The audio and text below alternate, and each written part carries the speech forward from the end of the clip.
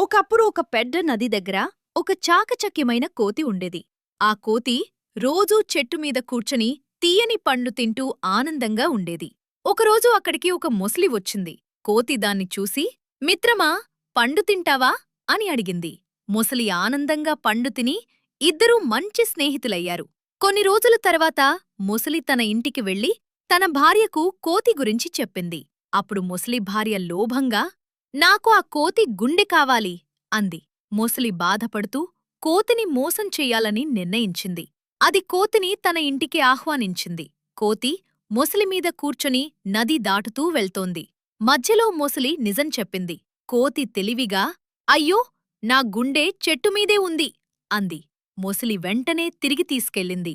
కోతి చెట్టెక్కి నవ్వుతూ, మోసగాడా, నేను మళ్ళీ రాను అంది. మొసలి తన తప్పు తెలుసుకుంది. నీతి: తెలివి ఉంటే ప్రమాదం నుంచి బయటపడవచ్చు.